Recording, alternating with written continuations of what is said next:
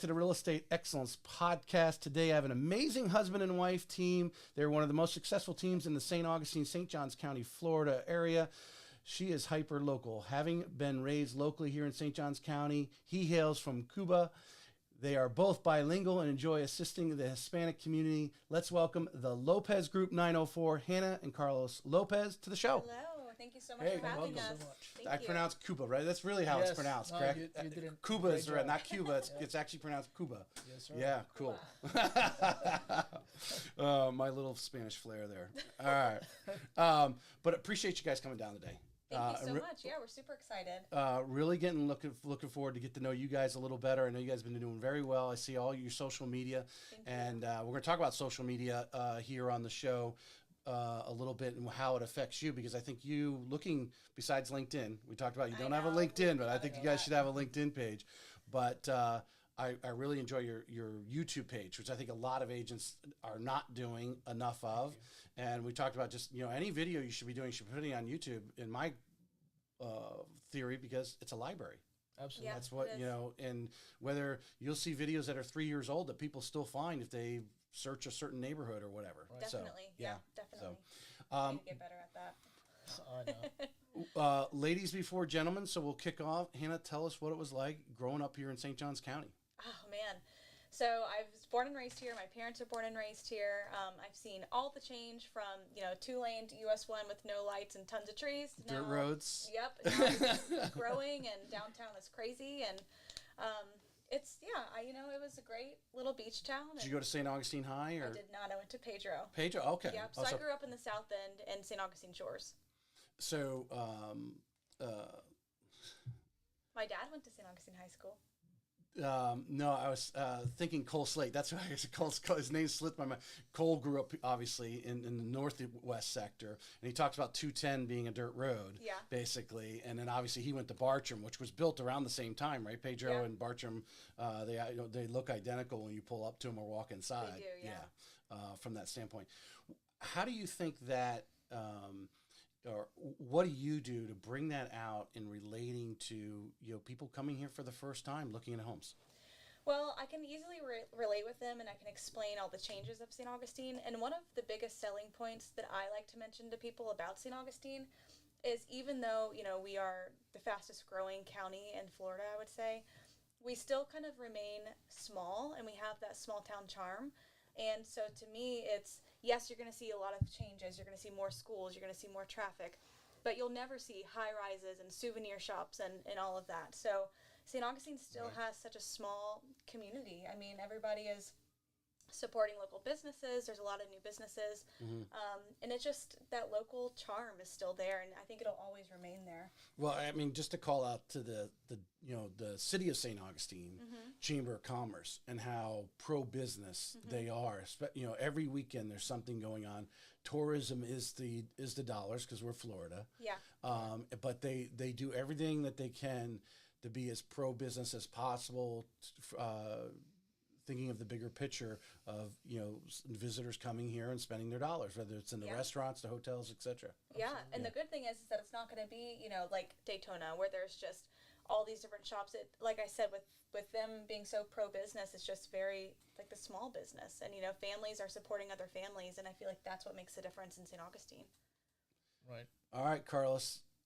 We told you pre-show we want the story, because I think people resonate. I mean, every fellow Cuban that I've met, I have a great respect for, especially their work ethic.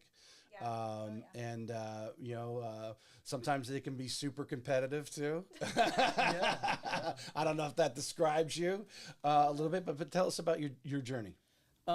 So yeah, I'm from Cuba. I was born in Havana, and I moved to the U.S. In 2011. So I was 18 years old, and I came straight to St. Augustine. So I think that's one of the best things that Fun fact. happened to me. Well, she's sitting beside you, obviously. Yeah. That was one of the best movies you ever made. Right. But the fact that I didn't get stuck in Miami. Right. That to me has been the best, because it made me grow. I learned the language a lot faster than some of my friends that left at the same time. So yeah, that's That was his phone. I was like, So that's how I got here. How were you able? I mean, right now the climate. I think it was Obama's administration tried to lose. What was the climate? How did you get out of Havana? Because I think that's probably a lot of. So really, I don't have a sexy story about that. Mm-hmm. The way I got out of Cuba was very easy. My dad's the one that did the crazy part. Mm-hmm. yeah. My dad left Cuba with a fake work permit to Guatemala.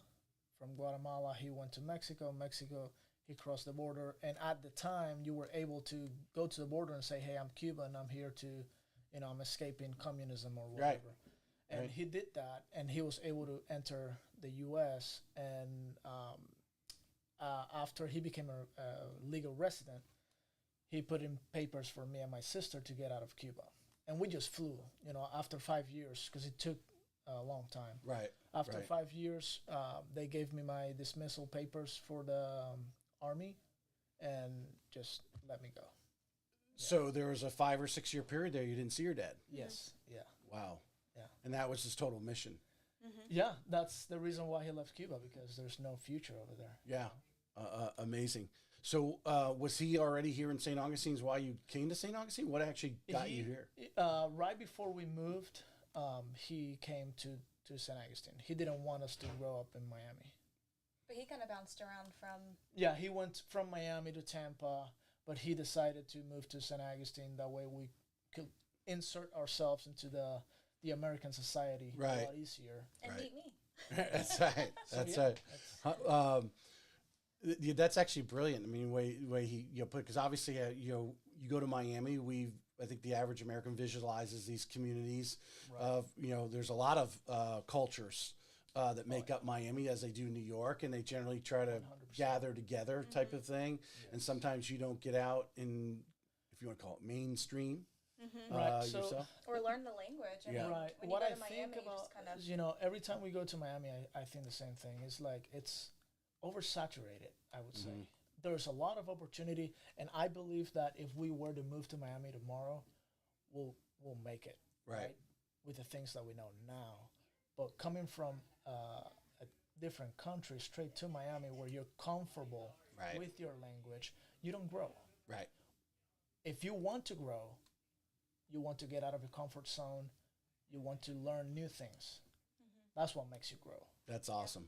I totally agree. That's a great story there. So how do you guys end up meeting? Do you wait till she comes back from Spain and knows how to speak Spanish before you actually are, No, she was already here when I had come she back came from back. Spain. Right. Yeah. She came back from Spain in 2011. So we met really at a hotel that she used to work, and I used to work, but I got let go. That's a whole other story. Right. Anyways, but I go back to the hotel and I'm like, hey, I need my job back. But wait. You need to say he came back to the hotel after I became friends with his stepmom, and I was practicing Spanish with her, and she says, you need to meet my son. And now all of a sudden he asks for a job to come back. Right. So we met there. I was doing maintenance work, and she was the clerk, and that's how we met. Awesome. Yeah. Good friends, and so tell us about this from this train right now. You guys are working at the hotel. What kind of period of time goes by, and then or do you both enter real estate together, or is it Hannah goes in first? I go in first, but there's a whole nother story Okay, before that. go for it.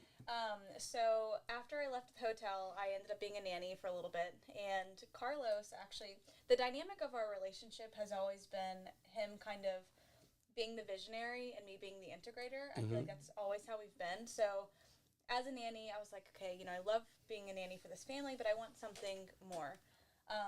And Carlos sent me an ad for a dispatcher for 911 at the sheriff's office. right. And he said, hey, this is a great salary, Here's and benefits. But backstory is that I always wanted to be a cop.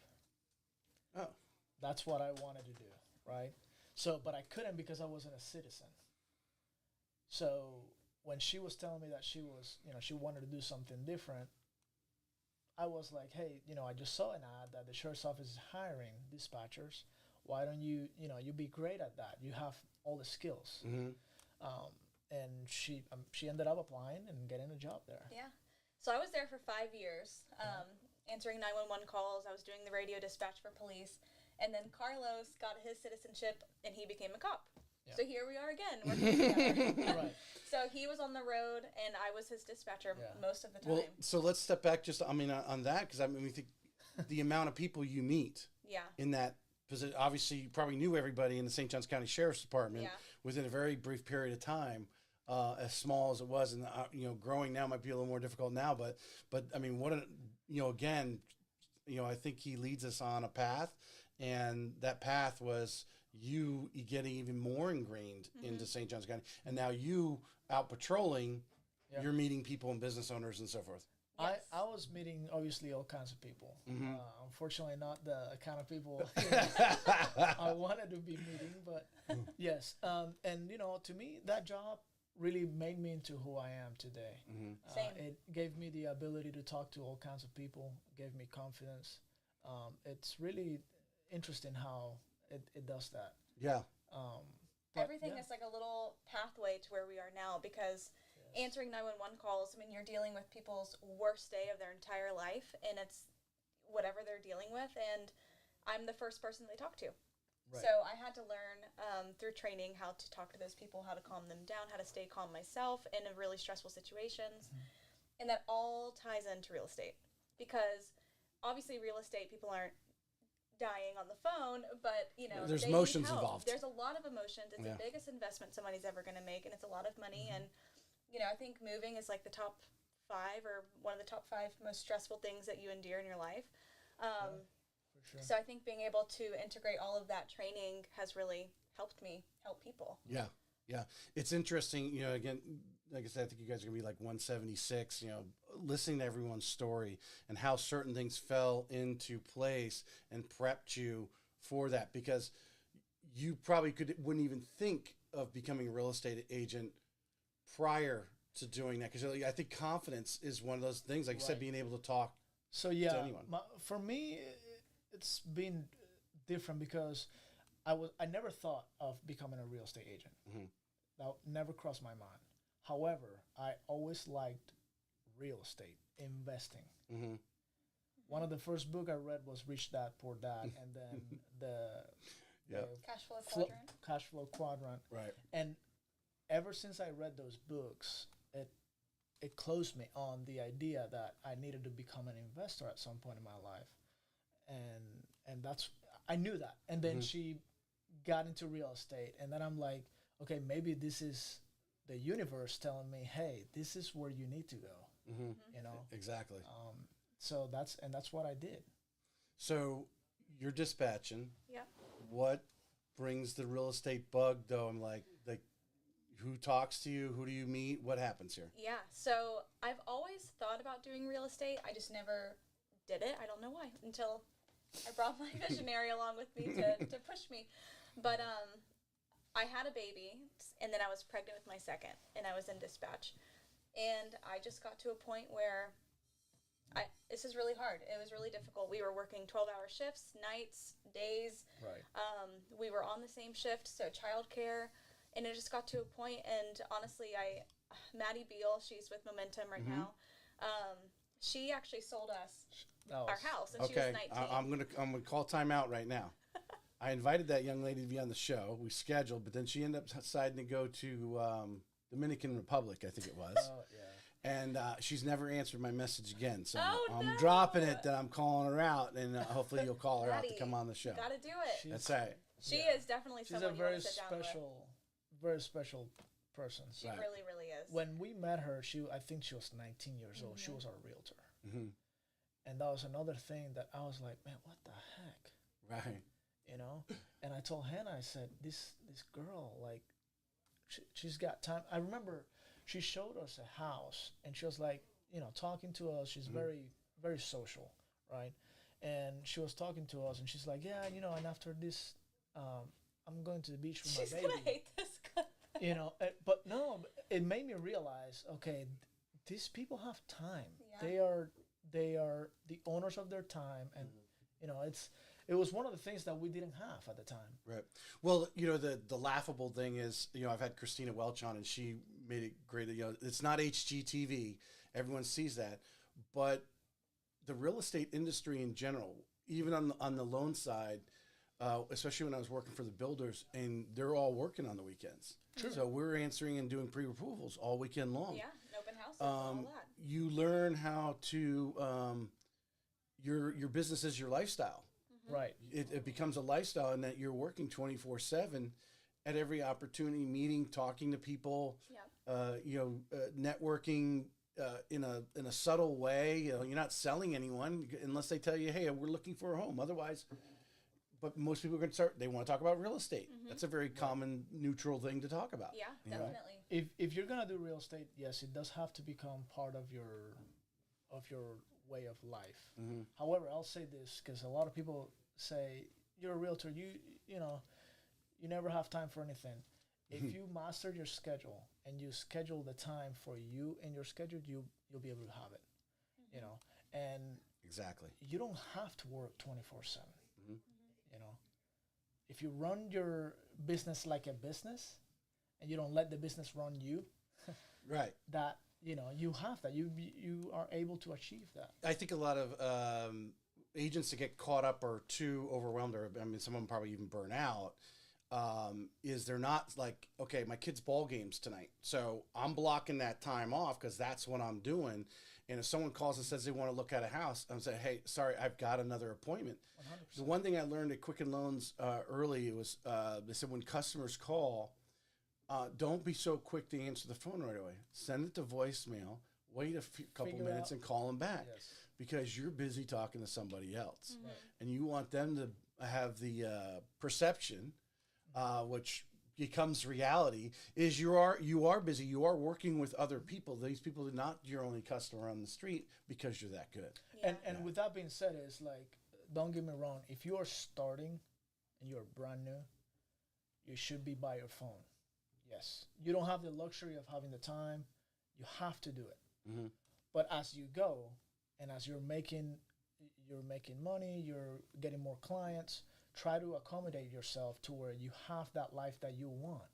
It's why you're we working are as hard just- as you do. Exactly. We are just now tapping into like creating other stream of income, like other businesses, investing. That's another thing. You don't want to be a realtor for the rest of your life. Can you imagine 40, 50 years old having to put on signs on the side of the road? Nobody wants to do that. That's a reality. Some people do. I don't think nobody.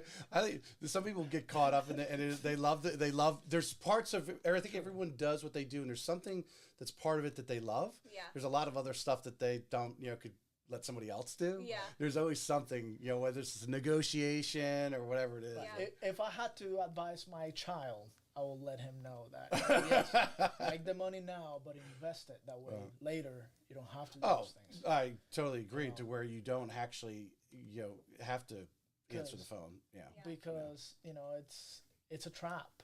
It can become a trap. And to circle back on all of this whole topic is, when I first started in real estate, I started with a team.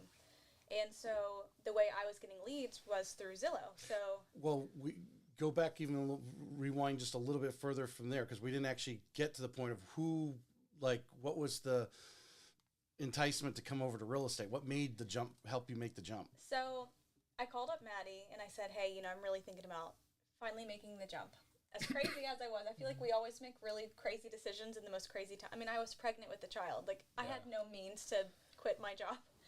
But I told Carlos, this is really what I want to do. And he said, do it. You're going to be great at it. And I think just with that push, it's just, okay. So I did it. So when you marry the right person, to where you can actually so say blessed. that as a fresh air to me as a husband. Yeah, You have to be on the same page for sure. Yeah. Always. And that, we can touch on that too. But I called up Maddie, and I remember I called up my friend named Taylor.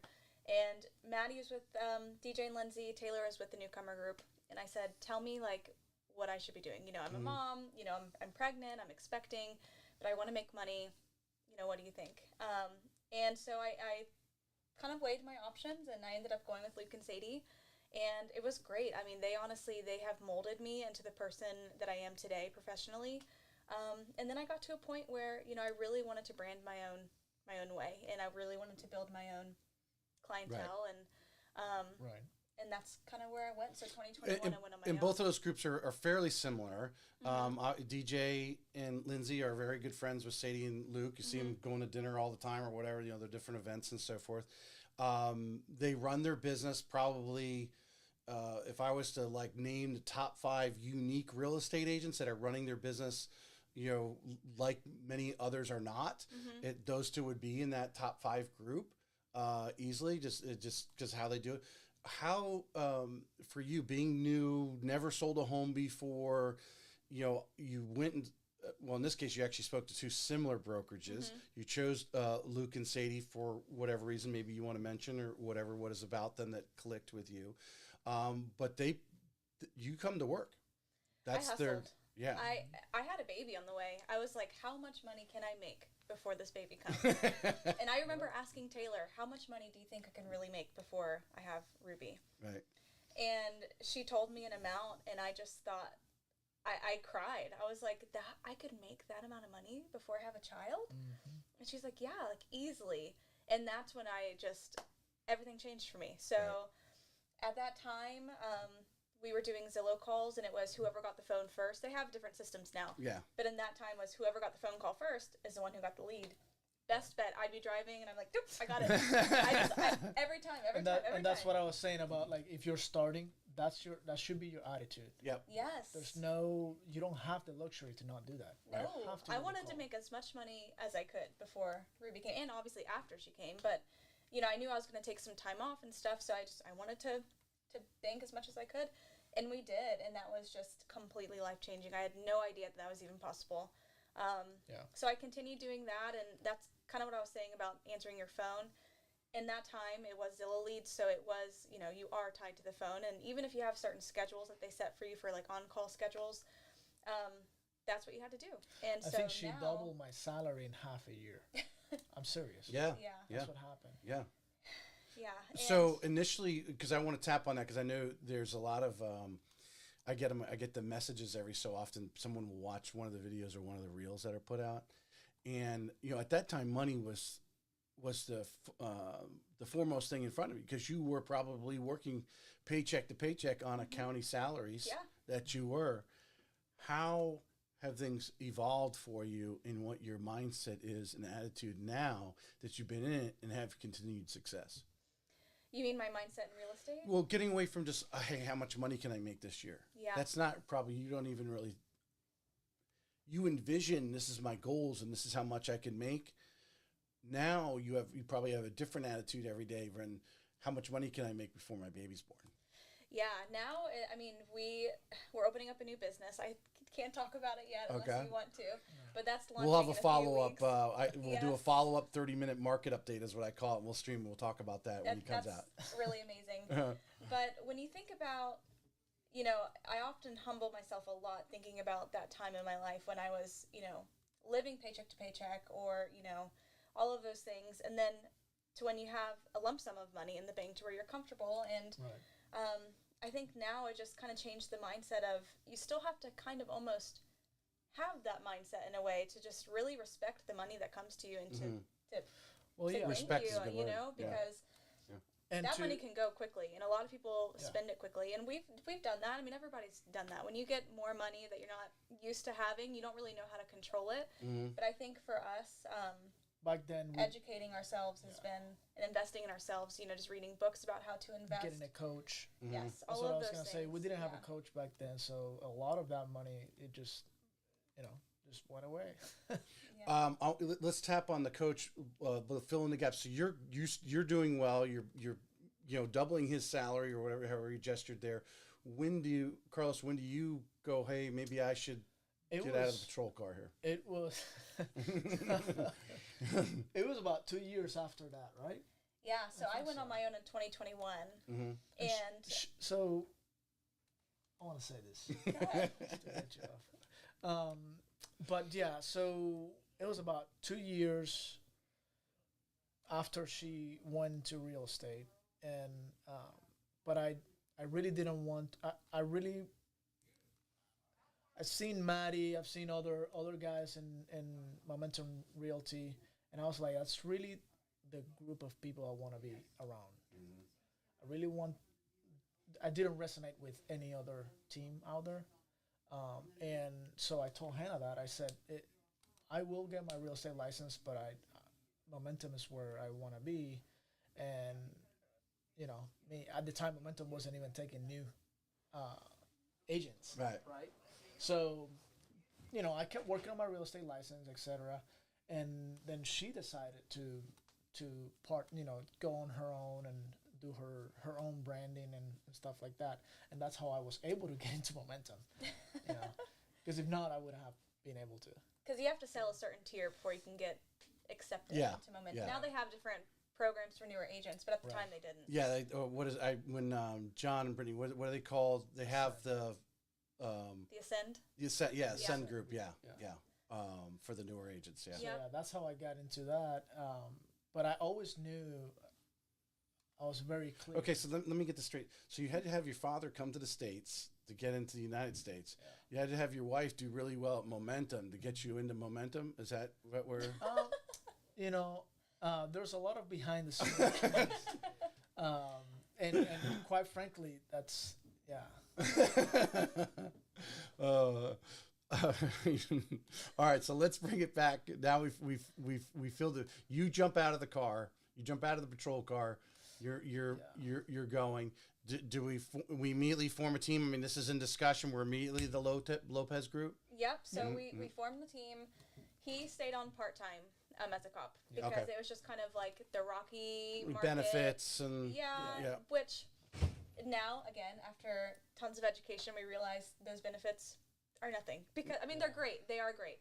But what I'm saying is with the amount of money that you can make in real estate, it's going to pay for all of that. Right. You know what I mean? So it's just there's pros and cons, but the thing that I started noticing was, I started noticing a lot of change in Carlos after being a cop. Just his mood was different, his body was different, just a lot of stress, a lot of, not sleeping well.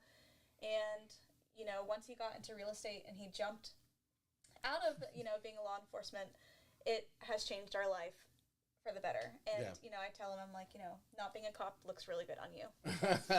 He's happy and he's just, it's just, I got him back. It's different. Right. It changes you a lot. My screen went out here with my questions here. You guys got me caught off there on the, I'm going to put my password in here. Put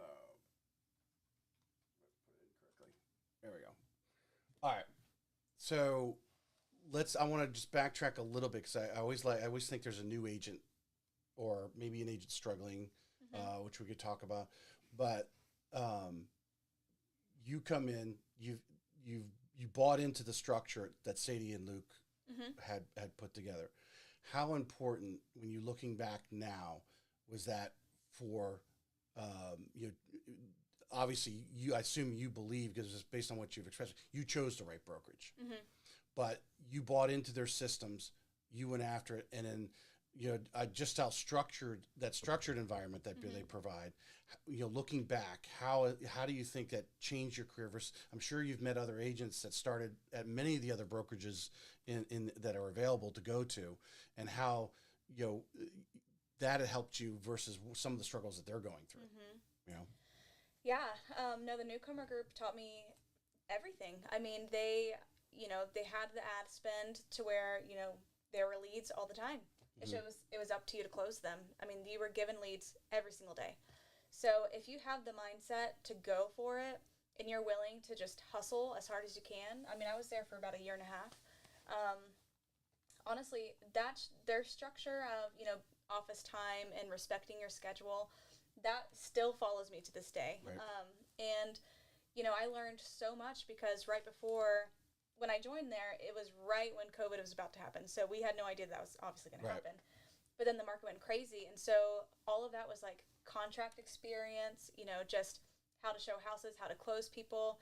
And it was very quick moving. And I think I got all my experience from that. You were fortunate because you're much like me being in the call center, a lot of at-bats, right? I'm pulling a lot of credit reports, seeing a lot of situations, getting loans done for people because of the volume there accelerated your thing. Did you have a mentor? Did you, because obviously some of the skills, even answering the phone. It's not Luke and Sadie aren't, Quicken Loans and having a training department and all that kind of stuff. I mean, I'm sure they had some training. Hey, this is how we want you to answer the phone. But I imagine they're tweaking that all the time. Yeah. Was there someone that you mirrored that you saw? Hey, how do I take it from the phone call to the first meeting, buyer consultation or listing consultation, and then obviously showing homes or doing an open house? Well, they had a woman working for them. She doesn't work for them now, but in that time she was working with them, and her name was Diane. Mm-hmm. I wish she knew still how much she means to me to this day. Mm-hmm. And she and I really, really bonded, and she was basically my mentor there. I don't even know what her actual job title was, but she helped training, and she was very, very successful back in her time where she lived, and now she just didn't really want to sell real estate at the time. But I learned so much from her, and I mean, that was many phone calls. I would call her all the time. Mm-hmm. Can you help me? I have a question. What does this mean on the contract? I had phone calls that I got from Zillow of $1 million buyer, and I said, oh my gosh, this is so exciting. Like, how can I be the best I can be with this lady or this person? And, she just kind of brought me through, and she really just, So you had an in-house coach yeah, really she there, right? just really molded me a lot. And I still am just so grateful for her, honestly. I talk about her all the time. If you were advising someone that wanted to get in the real estate business today, because I think I really wish, and I haven't mentioned this in a long time, but that some of these new real estate agents need to be, the first training, besides obviously to pass the test, all the legalese things that you need to know. Or be advised of anyway, who remembers half of it, right? But how to go in this, when you had that initial, it was a Taylor at Luke, and say, when you were talking with Taylor and said, why should I go to the newcomer group? Was this late Diane brought up about what a wonderful support person she is? No, Taylor kind of explained how, the newcomer group is more boutique. It's more, I don't want to say family friendly because I don't want that to come off in the wrong way, but it was just more boutique, so it was just different. And I just really resonated with that because, I was a mom and I was pregnant, and I wanted a smaller team around me to help me grow. Right. Yeah. Well, I think a lot of agents, unfortunately, like they never 80% we know fall out.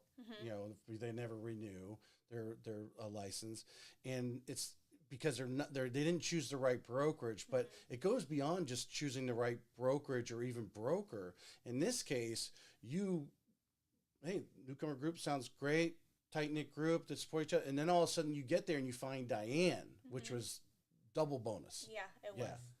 And a lot of agents don't dig deep enough to realize we need to find the Dianes in those brokerages, right? Yeah, absolutely. So you still with the newcomer group when he comes on, or we have gone over to Momentum? Or so you go over to Momentum. Yep. Okay, you want to do your own thing. He jumps. Carlos, tell us about your ramp up in the learning curve of becoming a real estate agent. It was rough because again, it was a rocky time, and the reason also why I come on is because she grew, but she needed that extra. She hit a lid. Exactly. Yeah. And she's the one that tells me, like, hey, I know you like this. If you get your license, you can join me and we can do amazing things. And that's what I did. I just worked on my real estate license, and once I got it, I went part-time because I still wasn't sure, right? Part-time with police, with the St. John's County. Right. And then I did real estate full-time, part-time in St. John's, and then we kept growing and growing, and I finally was like, I have to do this completely. Gotta rip off the Band-Aid. So she invites you in to work with her. Right. Which I don't know. Me and my wife have talked about it, but I don't know. we're both. Well, although she's more the project manager type. I have the high D personality, Yeah. And we to actually work together because we all have the same goal, but a different way to get there, right? Type of thing. Yeah. So, but you saw in him where he could hopefully break you through this lid, and skills that he has. What are some of those skills that you thought that he was because I don't think this would happen in any, well, even two friends, but let alone a married couple. What are some of the skills that you're like, wow, he could do some of these things and take off my plate, and I can move forward in more of the, obviously the money making things, showing more homes, seeing more people. Yeah. Well, you got to understand, we went from working at the hotel together, working in the sheriff's office together. So we've always worked together. It's just we've always had that really great balance. We're still learning. Me and my wife met at work too, so that's not guaranteed.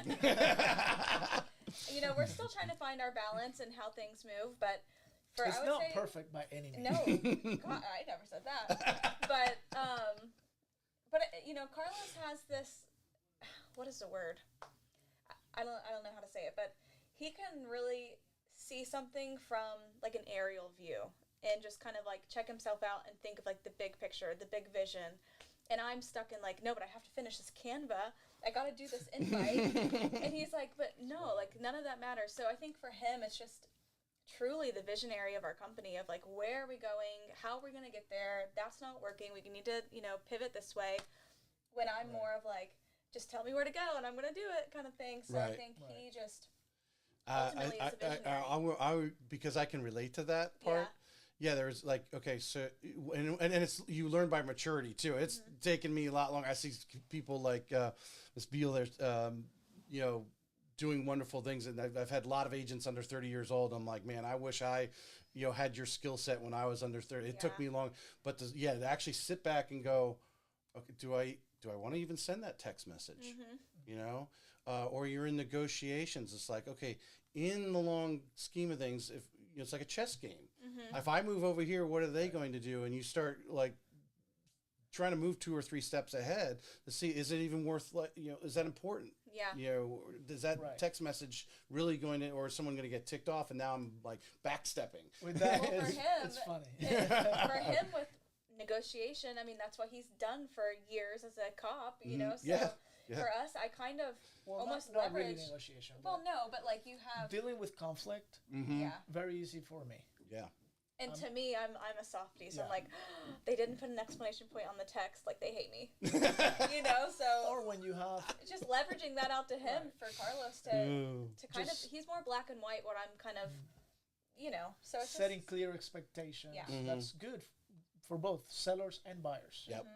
You need that because then they get disappointed at you, and then you can't sugarcoat anything either. You can't. Do you when you're working with someone on the listing or buying side, or if there's difference when you work, are they basically in contact with both of you, or someone takes point on the? No, it's really both. I kind of take point when it comes to, you know, after a contract, I kind of just help with the communication part of it, but it's streamlined. I mean, we're always in a group chat, so if I'm busy, he can take over, and vice versa.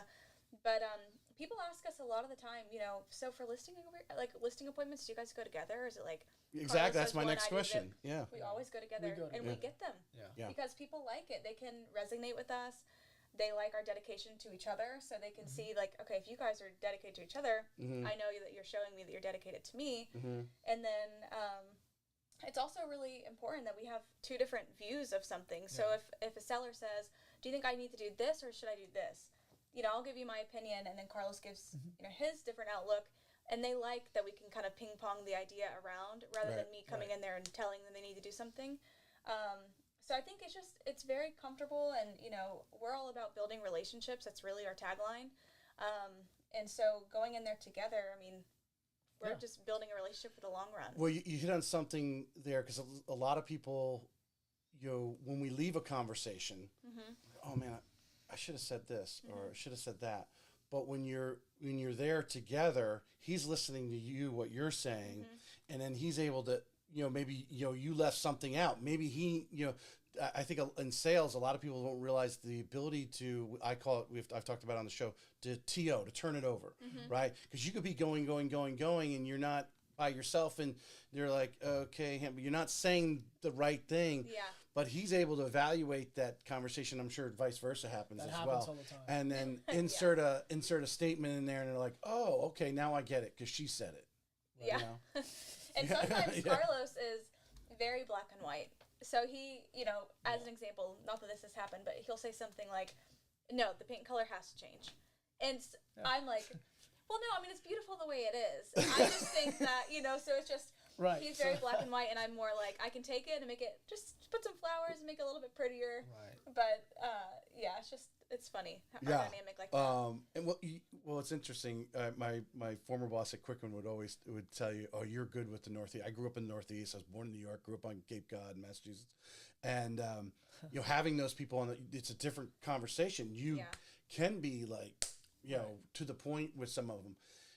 Others need a little more empathy. Yes. Is the word, Yes. type of thing. That's where I come in. Yeah, exactly. But that. being in Florida, we have such a mix of people from all over. Yeah. Your Midwesterners to the Northeasterners. They have different attitudes on those type of things. I think listing appointments, and correct me if I'm wrong, I think you'll agree with me, but right now, going in and to tag on the NAR lawsuit, right, showing our value is no more important than right now going into that listing appointment right now and really showing your value. Like, hey, this is how I'm going to present your home, which I know Luke does a very good job on Instagram when he goes around the houses and he shows that extra value. Express a little bit, how important when you guys go in. What do you set a game plan when you're going in? Because you have some preliminary information. Tell us how you guys walk through as a team, and then how you go in and present to a possible listing. Well, it's actually kind of funny, and people may completely disagree with me on this. We have material. We have material that we could bring into a listing appointment. We have it.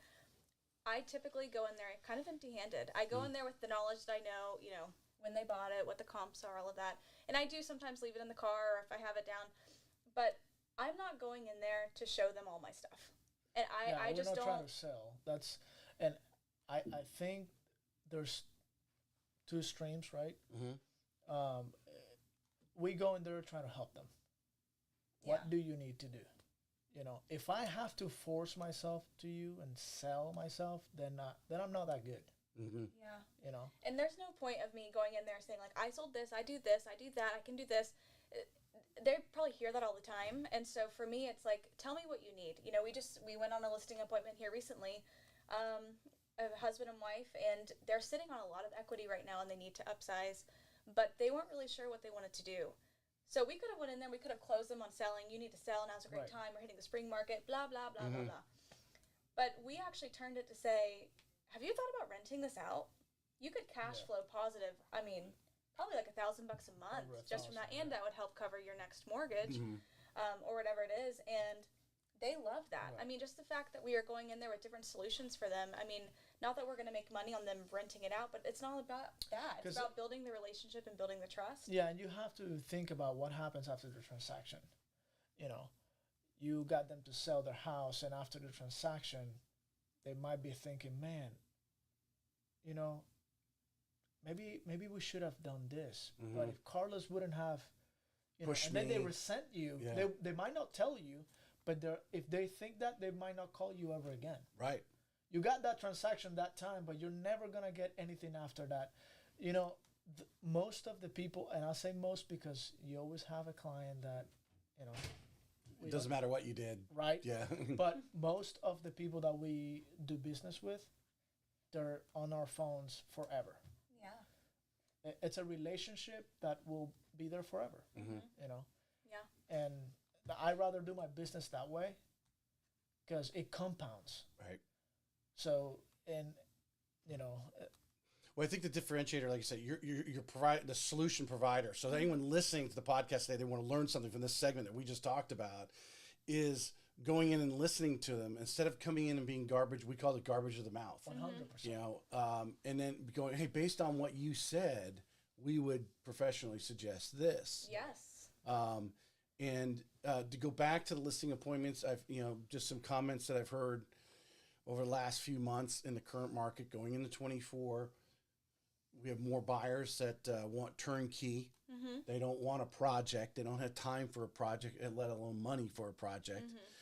So prepping the home for that. Having that upfront conversation with that person, being more direct, like, hey, maybe we need to paint the pink room. Yeah. Right. How important How do you approach a customer in that? Because I imagine you've walked into some homes and you're like, we can't do photography right now. Yeah. We need a week or so to get this cleaned up. Yeah. How do you handle that situation? Well, I think, when you work with us, we have a lot of resources. So, we try to give them resources off the bat. When we walk into a house, we're not going to say, oh gosh, this is like a disaster. Mm-hmm. But we walked into houses that just aren't ready yet. Mm-hmm. And so, we give at least to get the best. Yes, yeah. Money. And so we are honest with them, and we give them options. Like, listen, if you want to list just the way it is right now, that's fine. If you don't have the money to spend out of pocket, that's okay. But here's the 3 prices that we're going to be looking at to sell. So we're going to be looking at this price if you don't do anything. Mm-hmm. We can test it at the middle price, knowing that we're probably going to settle at the first price. Right. Or if you want to put some extra, blood, sweat, and tears into the house, we could then try it for X amount. And then we like to give them some options. So if you do that, we can give you our cleaner. Then we can, cover the first months of staging, and let's restage the house, or get an interior designer in here to kind of spruce it up a little bit. So there's a lot of things. Resources and connections that we have. How have you noticed? Because I think one again, only the top agents on, and one of the common things I hear is having those contractor lists, whether it's the cleaning 100%. lady. We have a relationship, a connection with all these companies, and that's who we work with. Right. Yeah. Right. Being the concierge, you've got the connections. We can come in here and have this kitchen spruced up or whatever, bathroom or whatever, because again, that's going to drag down, get people to lowball. Oh, it needs a lot of work, where maybe it's just some little TLC. We'll get there. I want to tap on social media a little bit. I've gone on, viewed your YouTube page. Your Instagram is there. You got those. I love those little ones where you're sitting down. You get the white words in front, but you guys are doing little educational videos for a minute or two or whatever it is. Because when I look at some of these big Instagram real estate agents, they've got those videos regularly. There's that one lady I was showing you earlier on there. I don't think there's a way to measure if you get business from social media, but how has it made you look? I'm going to use the word legit, because I really believe, as we were talking pre-show about LinkedIn, people will go on these places to learn a little bit more about you versus what, the person that was in front of me, what's behind the scenes? All right, let's go to social media and find out a little, are they like this to everyone? Who is this person? That is what I think they're doing. Yeah. What's your mindset on social media as part of your marketing plan? So last year we invested a lot in social media. We did, professional videos. We did the YouTube. We got, all of the B-roll, and we made it super fancy and all of that.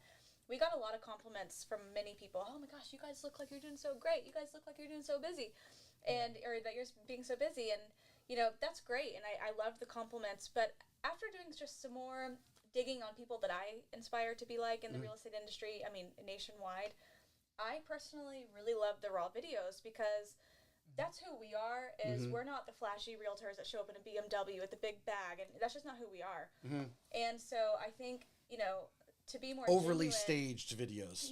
Yeah. I like the raw stuff. Very edited videos. And a lot of people have said, they like the raw stuff because it makes them relate to us more, because we're not, trying to be someone that we're not. So those videos. No, there was one on there this morning, and I made comment. I can't remember if it was on Facebook or not, but it was so well done.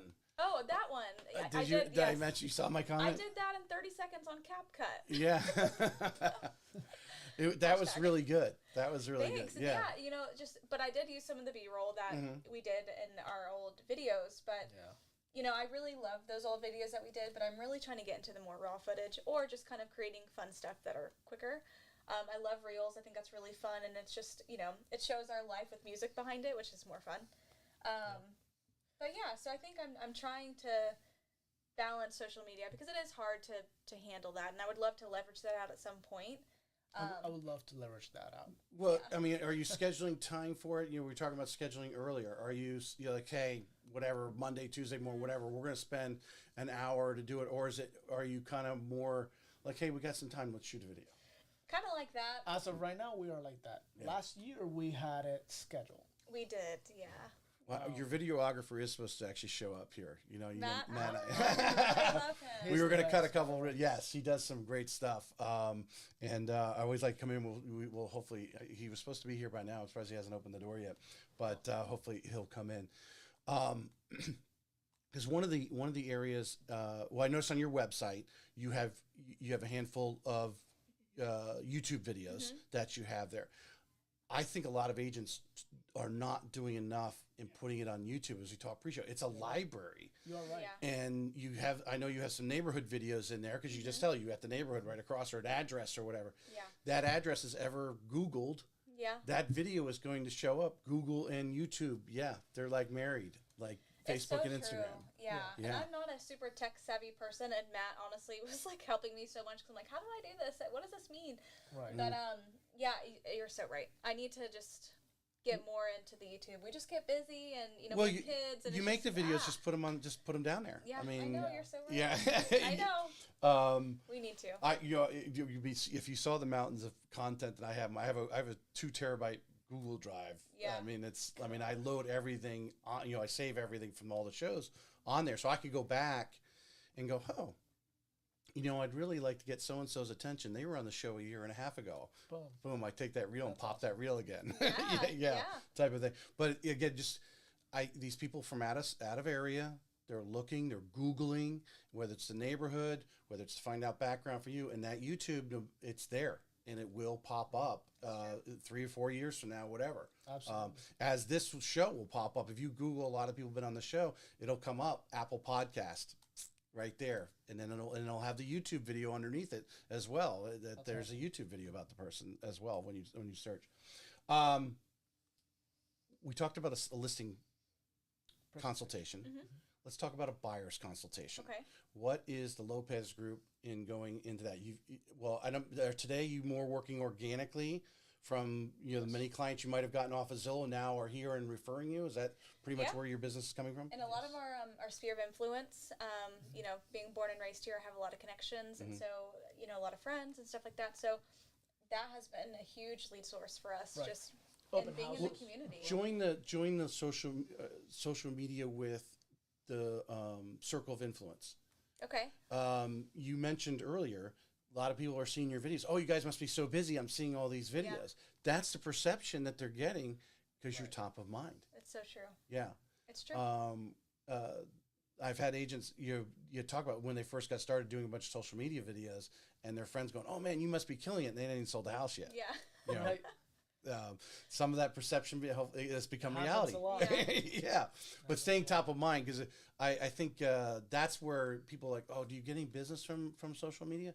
Well, do you have a circle of influence? You've got to constantly be reminding them. If you're not going out to dinner with them on a regular basis, they're just people or maybe people in the sheriff's office that maybe you don't see it that often, but you know each other, and they're seeing those videos. You go, oh yeah, Carlos is a realtor. That has happened many times where people reach out and they're like, oh, I see your videos, and I was thinking my aunt needs to, X, Y, Z. And I think all of that comes down to, I know you want to talk about the buyer's consultation, but one word that we really live by is intention and being intentional. Right. So if we're out with wherever we are and somebody talks to us about something totally different, we always seem to tie in, I'm a realtor, So some way or another, and we never want to throw it up and just be like, oh, let's sell. But it's just being intentional. Well, you show up with the jacket on, right? They know what you're doing. We love our new swag. Gotta get this. I haven't got any momentum swag here. I've got swag from others here. I'm gonna call out to John and you gotta Whitney. do it. I don't have any momentum swag here. Yes, you do. But being intentional, I think, even with any new agent or agents that are on social media that aren't getting any deals from that, or have no deals. I mean, it's just being intentional with whoever you meet, wherever it is, and just letting them know, even if you're on vacation. Sometimes we'll be on vacation, like, hey, my goal today is to meet someone and give them my card. I'm in Miami. We've but done you that never before, know. by the way, if we make it a game. It's Yeah. like, you have your stack of cards, I have mine. We'll see. See how many who can give out the most cards today. It's true, though. I mean, you just never know who someone knows. I want to actually, before we go into the buyer's consultation, tie listing into the social media, because and what your mindset is, maybe you're evolving that, because I think any good people are always tweaking what they're doing to try to make it better. I had George Guerrera from Miami. We were talking about it earlier, RESF in Miami, and he believes the 2034, 2044 real estate agent is going to be more of the talk show host or newscaster, video, because he basically he's built his career around that for 15 plus years, and his whole agency down there of almost 500 agents. He believes video. When you go in, you're in St. Augustine. Some of these houses are near the beach. How important is help the video paint the picture? Yeah, it's very important because you're getting your videos out there. And we've done a few different things, like you said, about the tweaking. We've done professional videos with Matt. We've done walkthroughs. We've done where we're in the video, where we're not in the video. And sometimes I feel like I get more attention with the reels, doing fun reels, putting fun music to it. I think people, it's quick, it catches the eye, they're beatboxing to the music, and it kind of creates a lot of attention that way. Rather than, a 2-minute video of a house. I mean, sometimes we're like, okay, let me just I think you need to have the YouTube library for those who are doing research. Yeah. Top of mind, the quick reel, reminding them that you're in real estate. Yeah, absolutely. And it also depends of the house, True. Which, what tier is the, what the commission. How in depth of a video? What percentage are they paying and things like that? Because you have to do your math. That way you're not just throwing money out there to make pretty videos, and if you're not converting, it's gonna put a hole in your pocket. It's funny. Me and my wife, we were having this conversation the other day about there's some agents that immediately go into discounting their thing because they're not willing to say, hey, yeah, you're paying me for this because we're going to spend X amount. We're going to do video. We're going to do drone because you're 2 blocks from the beach. We need to show people that and everything. I mean, what you've obviously run into some of these agents. I'm sure you've done enough transactions that are just it's all about the dollars. Oh, okay. Well, I'll discount it and I'll put my name up there and I'll handle the contract for you. It seems like that's all they want to do, and they're really, I think you and I, I think especially for you guys, because you guys are real estate agents, run themselves out of the business because you really need to make that money to provide the right service, give them all the benefits that they're supposed to be. And like I said, some houses don't, they warrant a video. Right. They all warrant pictures. You got to have pictures, right? Because you're gonna put them up there. But some of the agents, I'm sure you've gone on their MLS and you're like, they took that with their cell phone and it really isn't that good. Oh, that irks me so much. It irks me so much because you're doing your sellers a disservice. I mean, a video or not, pictures are always going to be there. People are always on Zillow. Yep. And... Or Google. If you Google that address, those pictures are showing up on all websites. It's just, it's a disservice. And when you're so quick to discount yourself, I mean... Being in real estate, I think the fundamental, I was just talking to a girl that I know, she's thinking about doing her real estate. And she goes, do you have any new books for me or any books that I can read? And I said, I do. You have a great podcast you can recommend. Yeah, I can't wait to give you the books. But what I will say, the biggest fundamental is mindset. And if you, out the bat, don't even value yourself, I mean, you have to learn to value yourself. And you are worth whatever commission you're trying to get. Don't just be quick to discount, because then... that's showing to the seller that you're not even willing to negotiate for them. Right. If you can't even negotiate for yourself, how are you going to negotiate for somebody else? Oh, good point. That's that's a good reel right there. Yeah. Right. Yeah. Did you look at the camera? I can say it again. But it's true. Yeah. It's very true. Part of that, because we've done it too. Don't get me wrong. We've done it. But if you're newer, you need to get a mentor that tells you these things, so you can learn quick and learn how to show your value. Show the client where you're spending all that money he's paying for. If that is justified, they'll pay any amount. Yeah, they will. Yeah. Because when it comes, we always use the term stepping over a quarter to pick up a nickel, because that's really what they're doing when you start discounting yourself. Exactly. Just show them the value. And it depends. Some clients will not pick you because of that. If you come and do a service for me and I think you're cheap, then I'm gonna think that there's a reason why. There's a reason why. And you gotta show your clients value. Why exactly? And you cannot tell them, hey, my commission is 6%, and what am I paying for? Yeah. Right. explaining that. Right? My Explaining cousin is a real estate agent. He can put it in the MLS too. You got to tell them why they're paying 6%. Where the value comes in at, yeah. Exactly. Well, I'm gonna hold off on the coach because he just brought it into the buyer's consultation, showing the value. Because with the NAR lawsuit, that's really what the bottom line is. We are not, as real estate agents, the community, we got to just get better, put more videos out there showing the value of what you bring. So when you are having that buyer's consultation and showing the value that you're going to bring to them, you're not just the person there to unlocking the doors. The behind the scenes that you're doing, because I think much like the listing agent, same thing. It's an iceberg. You're only seeing the very top of it, and there's so much more that you're doing behind the scenes at home, even 9 and 10 o'clock at night, searching for homes for them or whatever. So you've got the buyer consultation, a referral, whatever. What's your approach? What do you like to do? Meet them for coffee? Do you like to do a face-to-face? Or I know some agents like to do Zoom. How does the Lopez Group do it? I like to meet them. We're really listing heavy right now, so I would say the buyer side has we've had less and less buyers, which is good. That's our goal, is we really want to do listings more. But with buyers, taking the time to sit down with them and to educate them, because especially in this market, I think a lot of buyers think it's 2008 and they can just get a deal and lowball everything. And then there's sellers, which comes in the buyer's consult, because you also want to tell them sellers think it's 2021. So it's like there's a huge gap. They want top dollar. You want just whatever you can get. And it's just about educating them and letting them know what's happening in the market and giving them clear expectations of what's going to happen. So I like to figure out obviously their timeline, their budget, pre-approval, what they're looking for, listening to their needs, because you may have the perfect house for them and they may not know it. So it's just you have to talk to them and listen. To what they really want to do.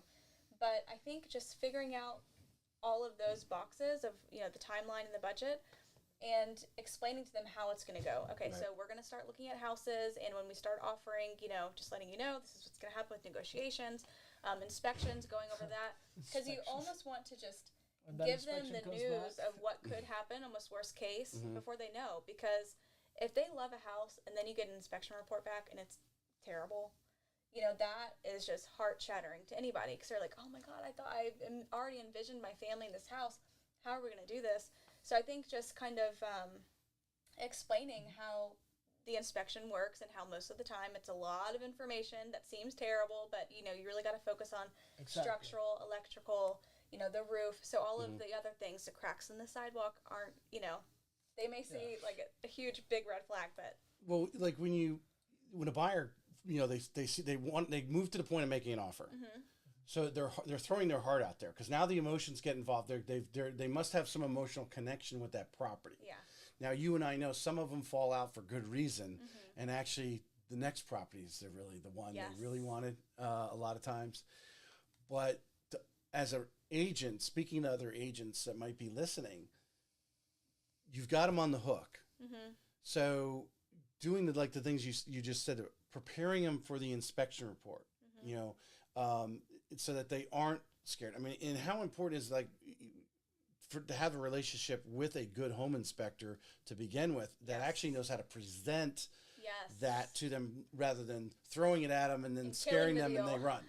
Killing the deal. It's just, you have to have someone, and we do have a great inspector that we work with, and he's willing to pick up the phone and to actually go over these concerns with them and explain, it may look really expensive, but you're really only looking at X amount. So it's good to have those people, again, the list of resources and trusted resources that we've worked with time and time again, and we have, a great relationship with, that's going to be honest, because I'm not hiring this inspector to just give you the report and tell you everything's great. I want him to be honest, but I want him to do it gently with education behind it of how you can, what the solution is to the problem, rather than just giving you a whole list of problems.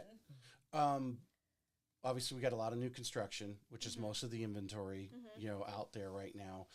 What the buyers that you've had, in 23, I mean, the incentives the builders are putting out there, when working with your buyers, and also with some of your sellers, and because obviously the sellers got to compete against that, right? So, structuring how they want to list a house. They want to advertise a buy down like the builders do right away, that they're willing to give that incentive.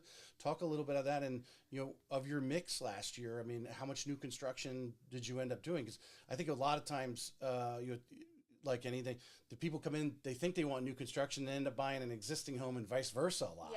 How do you go with the flow, so to speak, in working those type of things with the current market conditions? Yeah, I would say with new construction, we did a few last year, and those were great scenarios because I think that there's families with young children, and they don't have a lot of cash out of pocket to do the down payment and the closing cost and everything else on top of that. Appliances and all the So I think new construction is just the best product to sell, and I hate that sometimes because I'm like, I love my lenders and I want to give them like you, but it's very hard to compete because they buy down your rate, they pay all of your closing cost, so you're able to get into a property with very little money out of pocket, right? And so obviously the monthly payment is what's enticing to everybody. But new construction, I mean, you're buying it new. You have all the warranties. You have, less money out of pocket. And you're able to save a lot of money that you thought you were going to spend, so which is better, But then I have people that really want the character of a pre-existing, and I can understand that too, because you're not going to be the cookie cutter. You're going to have more yard space, more character in the neighborhood. Right. But everybody's different. I mean, how that kind of works out. But I would say that the new construction is, for at least in our experience, the younger families that are their first home. Yeah. They're not really sure how to do a lot of like the maintenance of a house. They don't even know what a water heater is, most of them. So it's good to kind of have that, and it's like an introductory to home buying. And sometimes those make the best investments because there's very little money out of pocket to acquire the property. So that's even more of like an investment standpoint. And one thing that, again, with the buyer's consultation, especially with first-time home buyers, younger ones, we always tell them, this is your first house. Don't think about the house that your parents have. Because the house that your parents have, they took years to get there. Or many houses to get there. But with your first home, you have to look at it with like an investor lens. Go in there. How much money did it take me to acquire the property? What is my monthly payment? What are the rental comps around it? And just give yourself maybe a plan. Maybe you stay in there forever. I doubt it. You may think you want to, but things change. Kids grow. Kids want to go to different schools. Your job may change. So if you think of like a good investment, and then in 3 years, if you're able to hold on to that as a rental, or, if they want to sell that. Sure. But there's just so many ways to think about I guess what I'm trying to say is there's many ways to decide what kind of property you're going to buy first, and you have to almost have an investor lens for that. And that's kind of where we come in to help you. The importance of, like you mentioned several times, you got to listen to them. They may come to you with a preconception, like how many people come in and say, I don't want to be in a CDD because someone told them about a CDD, but they want to live in Nocatee. Yeah. Okay. This is what I tell people all the time, especially young people. You might not want to be in an HOA, you might not want a CDD, but you want to have a house. Most 30-year-old men and ladies here don't have a home; they rent. So get yourself in a house. Well, you got the importance of when you drive in, come home from work every day. You drive in. You want that to hopefully be like maybe put a smile that you didn't have all day. It's just the smartest thing to do. Right. It might not be the prettiest house or the exact location that you want, but it's your house. Yep. Exactly. That money you're paying every month is not going to the pocket of somebody else. It's going to your pocket. Right. Yeah. I want to. We tipped on coaching. Yes. We're going to finish up. We're going to go coaching, and then I want to talk about the dynamics of you two to finish up. Okay. So you guys said you hired a coach.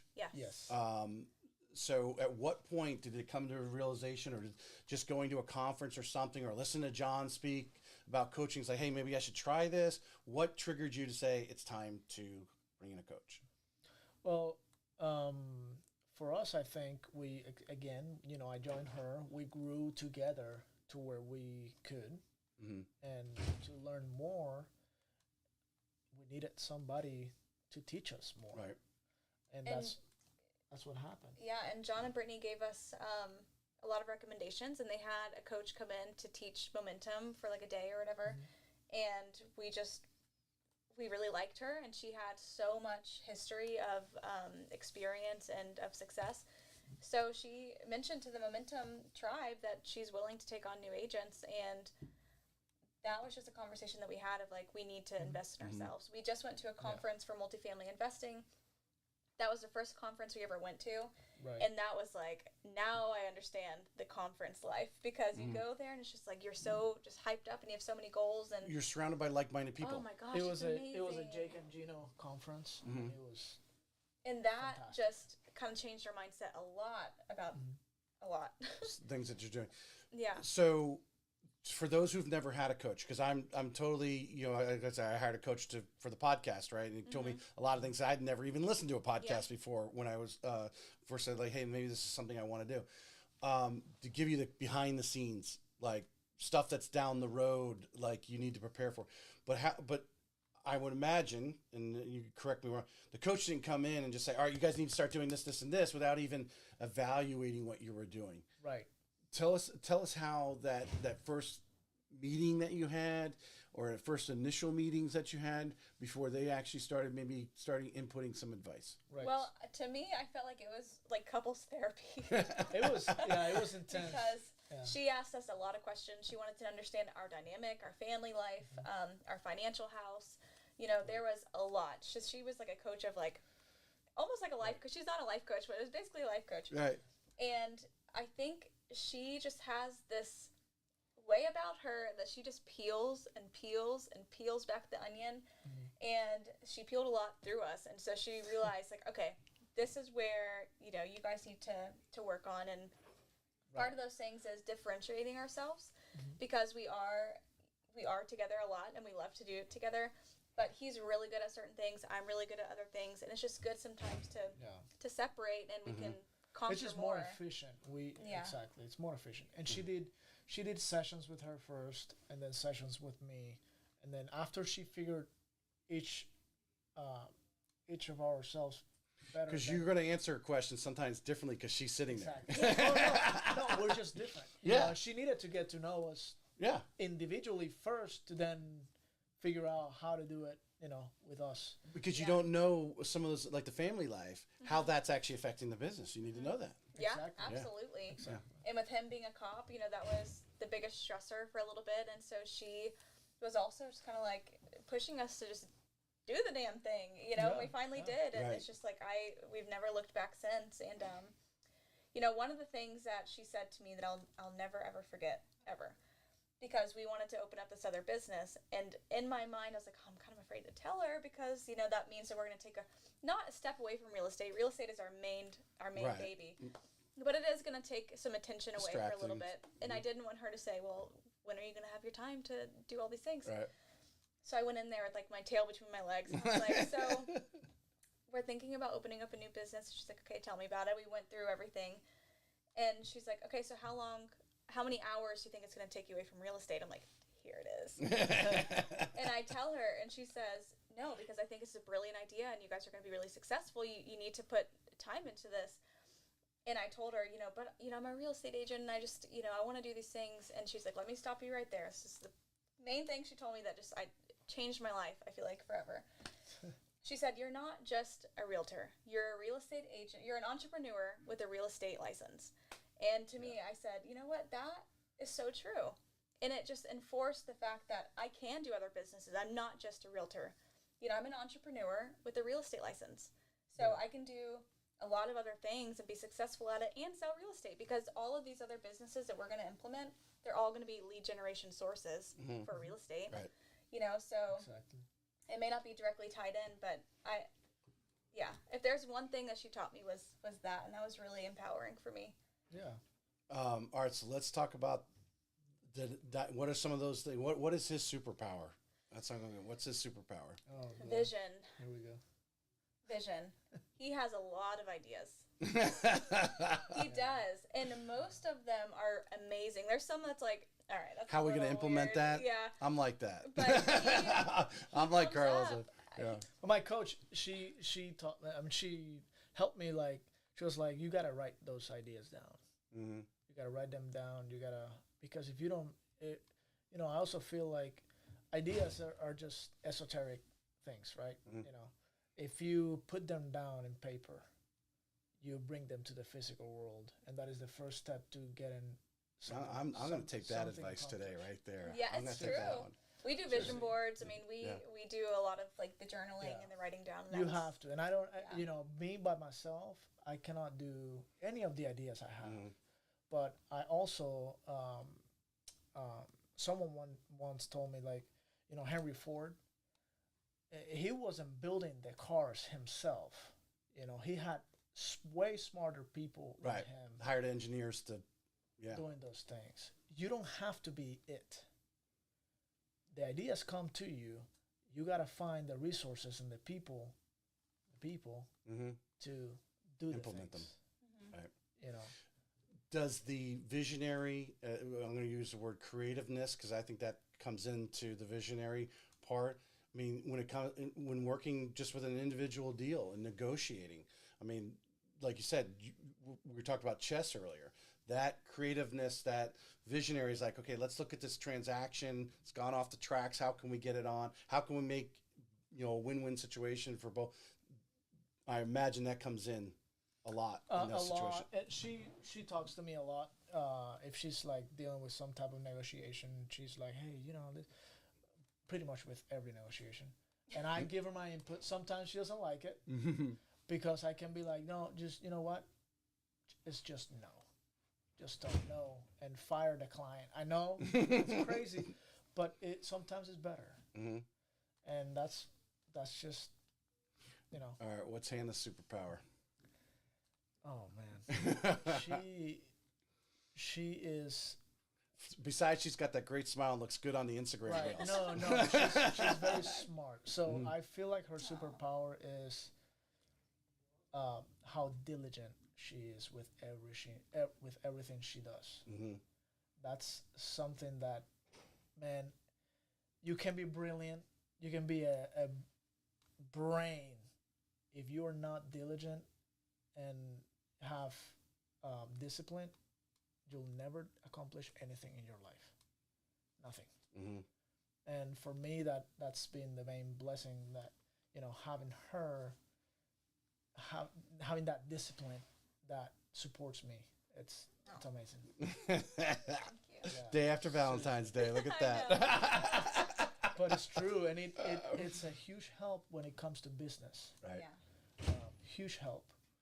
If you've never read the book Rocket Fuel. Yes, I have. Actually, the late Sarah Rocco lent that to me, and I read that. 100%. Yes.